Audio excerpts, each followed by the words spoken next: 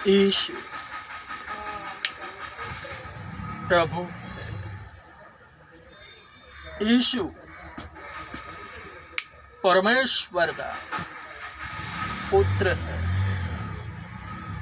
यीशु प्रभु है। यीशु परमेश्वर का पुत्र है। हे जाति जाति के लोगों, यहोवा राजा हुआ। यहोवा राजा हुआ है। यीशु ही भगवान है, भगवान ही यीशु है।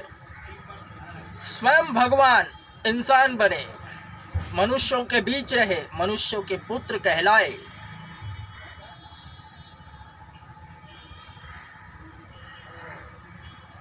प्रभु यीशु का इस जगत में स्वयं मनुष्य रूप धारण करना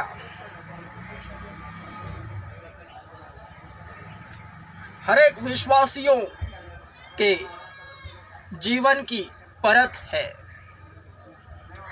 क्योंकि परमेश्वर को कभी किसी ने न देखा, वरन इकलौता पुत्र जो पिता की गोद में है, उसी ने उसे प्रकट किया। हर एक विश्वासी स्तरता के अनुसार इसी वचन के स्पष्टक बनते हैं। नबी स्वयं को नबी बनाकर प्रभु यीशु ने वचन की प्रतीति करी है, एवं हर एक दास जो कलीसिया को संभालता है, कलीसिया का हेड, वह इसी में प्रतीत होता है।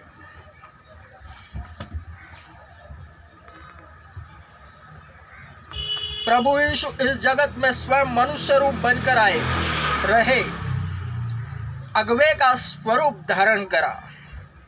जितनों ने उन पर यकीन करा, उन सबों को उसने परमेश्वर की संतान होने का हक अदा फरमाया। वचन कहता है, परंतु जितनों ने उसे ग्रहण किया, उसने उन्हें परमेश्वर की संतान होने का अधिकार दिया, अर्थात उन्हें जो उसके नाम पर विश्वास करते हैं। वे न तो लहू से, न शरीर की इच्छा से और न मनुष्य की इच्छा से, परंतु परमेश्वर से उत्पन्न हुए हैं। प्रभु यीशु का नाम जिस मुख से निकलता है, उस मुख धारी शरीर को अन्य शरीर उस यीशु नाम को सुनते हैं, वे उसके पास आकर्षित होते हैं, करंट पास होता है, अर्थिंग लगती है। तो जितने उससे जुड़ जाते हैं, वे इसी वचन के प्रतीति बन जाते हैं। स्पष्ट रूप से वे परमेश्वर की संतान कहलाते हैं।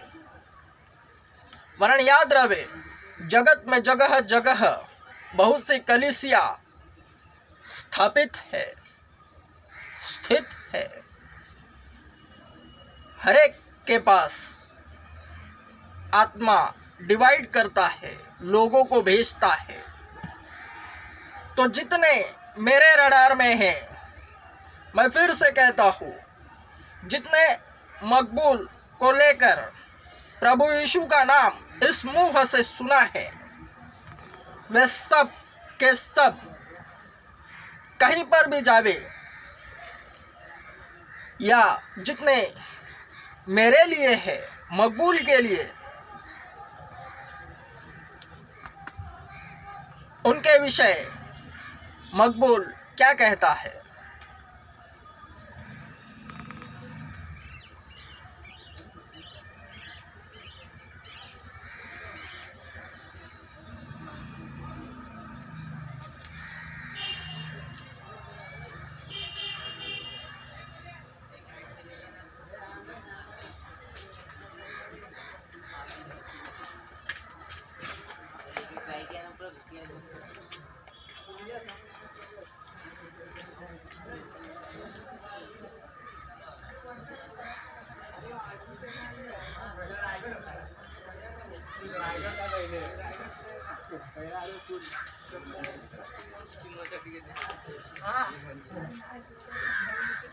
वचन स्वयं यीशु इस जगत में रहने पर उस पर यकीन न करने वालों के विषय मकबूल की जुबानी एवं मकबूल को लेकर स्पष्टक बनी है।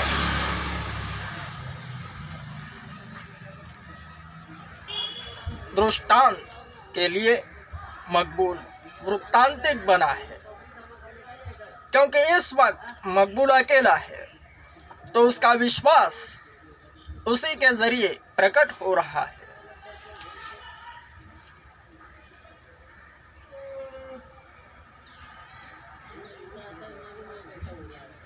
और उसके कारण लोगों को ठोकर लगी, पर यीशु ने उनसे कहा, अपने नगर और अपने घर ही में नबी का निरादर होता है।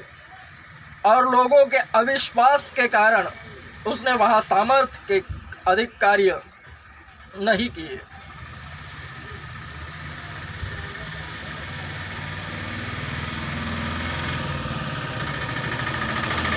अपने घर नगर में हर नबी का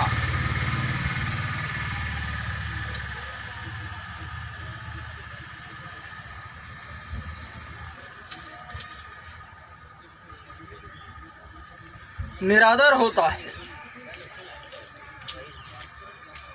वरन उसके अलावा कहीं और वह निरादर नहीं होता। ऐसा होना अनिवार्य है, क्योंकि वचन यहां स्पष्टक बना है, मैं मनुष्यों से आदर नहीं चाहता।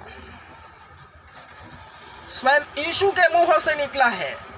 और यह भी कि घर और नगर में कोई भी नबी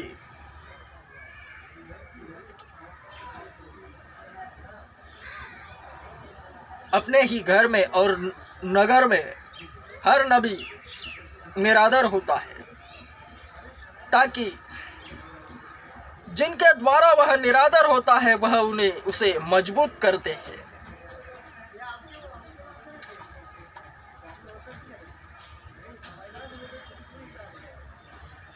दृष्टांत के लिए इसी वचन को लेकर फिर से मकबूल वृत्तांतिक बना है। मकबूल का घर और नगर को में ही निरादर है, वरन इस युग के अनुसार वचन में उस युग के अनुसार उसका निरादर हुआ। ठीक इस युग के अनुसार मकबूल के घर उसके नगर में उसका निरादर होता है। यह उसे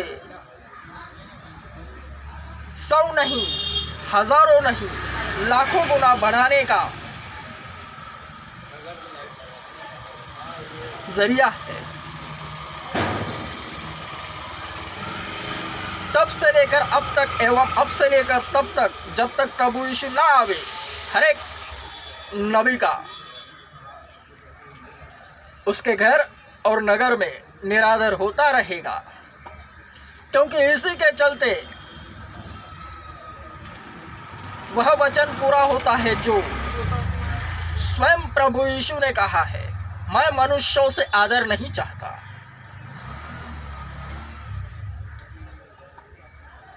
और इसी वचन को लेकर और एक वचन पूरा होता है जो यह कहता है,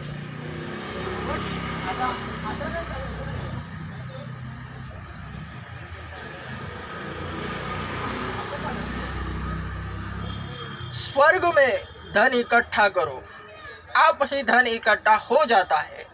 प्रभु में जो मेहनत होती है, जो व्यर्थ भी नहीं, और उसका प्रतिफल स्वर्ग में इकट्ठा होता है। धन जिस तरह संसार में शरीर मेहनत करता है, बगैर मेहनत के धन नहीं मिलता, ठीक उसी तरह मसीहत में भी है। एक काम का दूसरा दाम नहीं, केवल एक ही दाम में एक काम होता है। तो अगर अध्यात्म में मकबूल काम कर रहा है और उसे दाम नहीं मिल रहा इस संसार में, तो उसका दाम धन स्वर्ग में इकट्ठा हो रहा है, या तो यहाँ लो या तो वहाँ।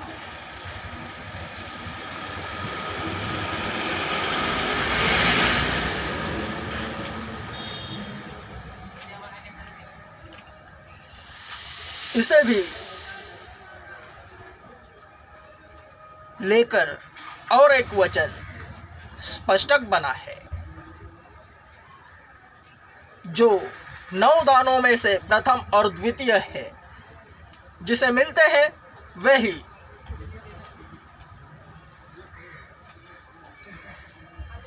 इसे कहते भी है, पाते भी है, और जिसने उसके रडार में आते हैं वे उसका आदर करेंगे, सम्मान करेंगे। सेम आशीषें उन्हें मिलती है केवल आदर और सम्मान करने से।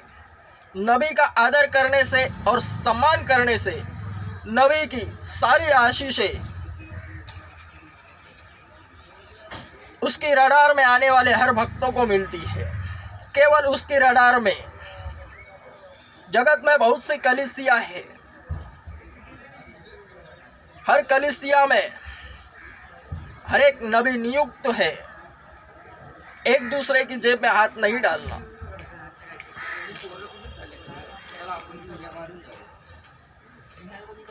आत्माओं का प्रायोजन उसे ध्यान में रखते हुए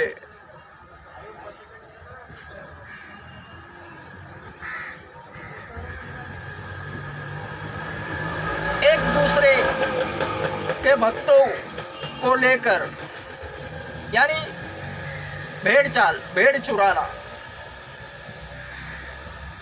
यह अच्छी बात नहीं। क्योंकि वचन यहाँ फिर से स्पष्टक बना है,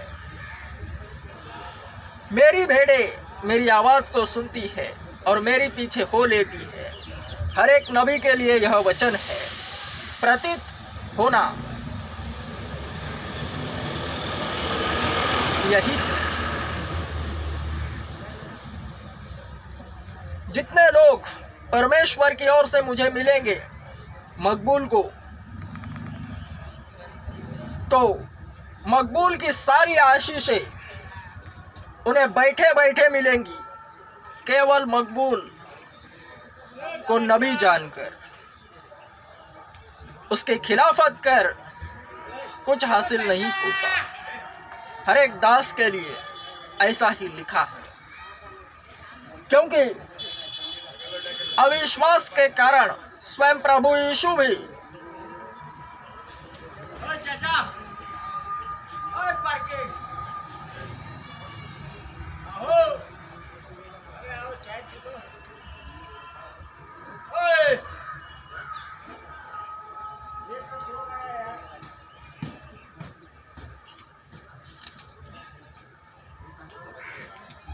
लोगों के अविश्वास के कारण उसने वहां सामर्थ्य के अधिक कार्य नहीं किए। यह अविश्वास वचन के तहत होता ही होता है। हर एक नबी के इर्द गिर्द, घर और नगर में। वरन जब इसका बांध फूट जाता है तो भीड़ इकट्ठी होती है। सच्चे और मजबूत स्वयं यीशु को लेकर यह वचन प्रतीत हो रहा है। तो हर एक नबी जिसमें यीशु दिखाई देता है वह इसकी स्वयं प्रतीति करता है।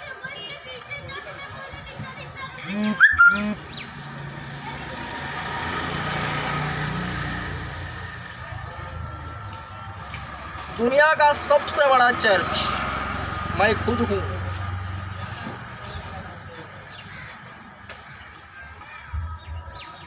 मैं फिर से कहता हूं, वचन को लेकर एक दृश्यान्वित उदाहरण कहूं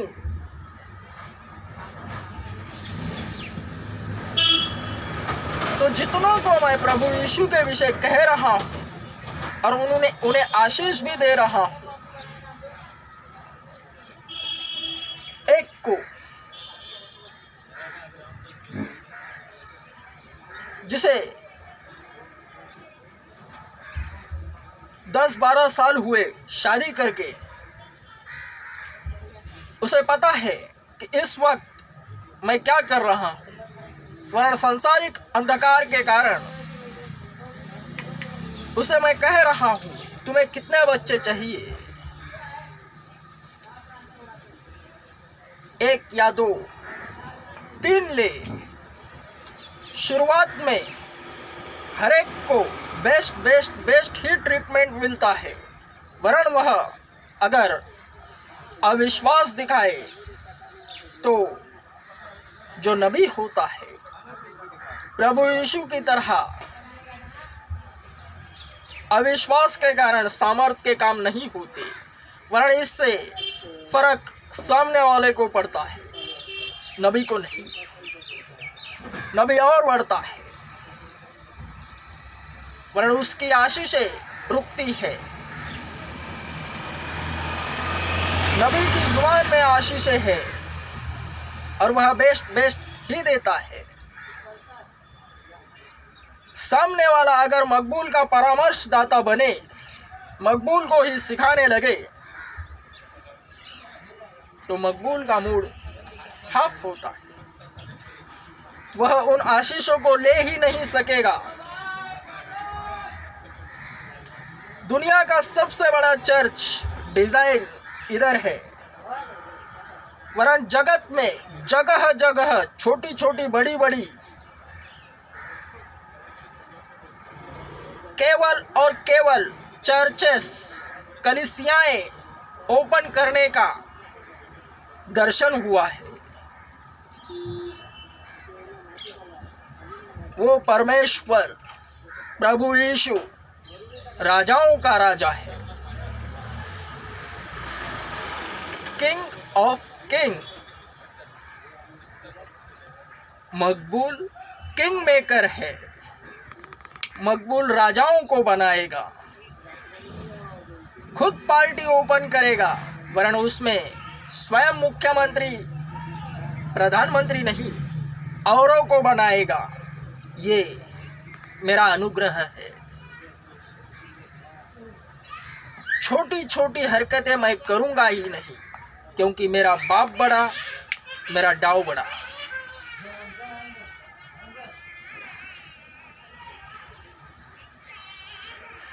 इंडिया में 100 से अधिक बड़े बड़े चर्चेस ओपन करूंगा, यह दर्शन है। केवल चर्च ही ओपन करना, यही मेरा अनुग्रह है,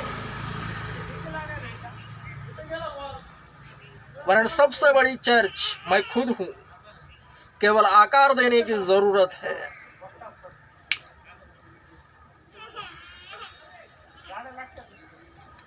Amen. Strong. Amen.